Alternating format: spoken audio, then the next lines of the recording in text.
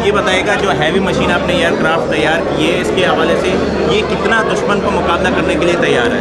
अच्छा, जो heavy machine gun मेरे पास लगी हुई है इसका कैलिबर 12.7 है। ये आर्मर पियर्सिंग और आर्मर पियर्सिंग ट्रेसर और इंसेंट्री एमुनिशन फायर करता है। ये तकरीबन 3000 मीटर तक दुश्मन के ज़मीनी या फ़िज़ाई टारगेट को निशाना बना सकता है। ये ज़्यादातर क्लोज क्वार्टर्स में लास्ट डिफेंस पे यूज़ होते हैं। पाकिस्तान के पास जो एक्चुअल एयर डिफेंस के रोल के लिए इससे ज़्यादा बेहतर गनें मौजूद है। मिसाल के तौर पे मिज़ल सिस्टम और लिकन है, लेकिन दैट सेड जब आप वो सारी चीज़ें तो ऑलरेडी बैटलफील्ड पे अवेलेबल होती है जहाज़ को मारने के लिए, लेकिन फिर भी आप अगर अपने टैंक को या APC को ग्राउंड रोल पे या एयर रोल पे मज़ीद कैपेबिलिटी देते हैं तो आप ये वाली गन लगा देते हैं। अच्छा, इसके साथ जैसे आपने ये 2 ऑप्शन दिए हैं साथ में, क्या इसके अंदर वो कैमरा भी लगता है जिसके अंदर आपकी डिस्टेंस बताता है कि ये टारगेट हमारा इतने डिस्टेंस पे, हम उसकी जिससे कैलिब्रेशन की जाती है एक फायर करने की, उसमें कोई कैलिब्रेशन नहीं है, बेसिक डायरेक्ट फायर है, ये डायरेक्ट फायर है। ये जब विजुअली आप जहाज़ को देख सकेंगे तभी आप जहाज़ को मारते हैं। अपार्ट फ्रॉम दैट इस पर एक एंटी एयरक्राफ्ट साइट लगी होती है जो कैलिब्रेटेड होती है, जहाज़ किस डायरेक्शन से आ रहा है, किस अप्रोच से आ रहा है, उसके मुताबिक हमने किधर फायर करना है जो जहाज़ को लगेगा। ये बताइएगा ये 3 वेपन्स आपने तैयार किए हैं, इनकी क्या खासियत है जिससे पहले मुख्तलिफ वेपन से जैसे G3 इस्तेमाल होती थी या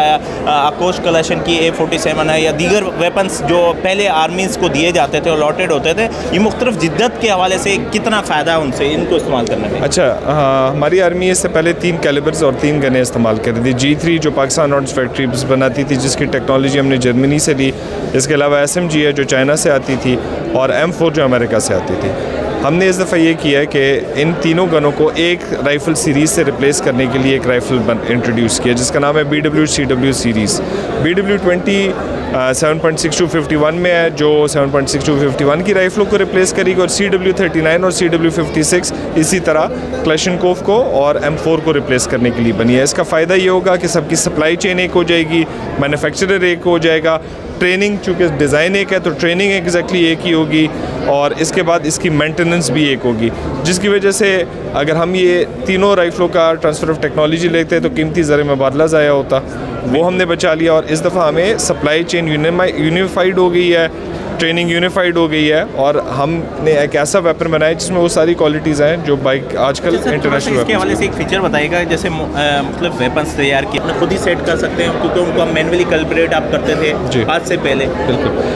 ये वेपन जो ऑपरेटिंग टेम्परेचर है ये +60 डिग्री +60 डिग्री से -40 डिग्री सेंटीग्रेड, इस टेम्परेचर रेंज के अंदर ये काम करती है, इसमें कोई प्रॉब्लम नहीं आती। इसके अलावा इसने वाटर टेस्ट, पानी का टेस्ट, कीचड़ का टेस्ट, डस्ट का टेस्ट, ये सारे क्वालिफाई किए हुए हैं। बाकी इसके ऊपर ऑप्टिक्स लगाने के लिए पहले हम आयरन साइट्स यूज़ करते थे, इसमें आयरन साइट्स के अलावा आप रेड डॉट, लेज़र, IR और थर्मल कैमराज इंस्टॉल कर सकते हैं। तीनों एक साथ इस्तेमाल किए जा सकते हैं? नहीं, तीनों इंडिविजुअली। जहाँ थर्मल की रिक्वायरमेंट होगी वहाँ थर्मल लग जाती है, जहाँ रेड डॉट की रिक्वायरमेंट होती है वहाँ रेड डॉट लग जाती है, और जहाँ विजिबल मतलब स्कोप की रिक्वायरमेंट। इसका टेम्परेचर के हवाले के बाद उसका टेम्परेचर इंक्रीज़ होता है तो बुलेट फंसने का खर्चा होता है, तो इसके हवाले से तकरीबन हमारी एक्सीड लेवल क्या टेस्ट हुई है?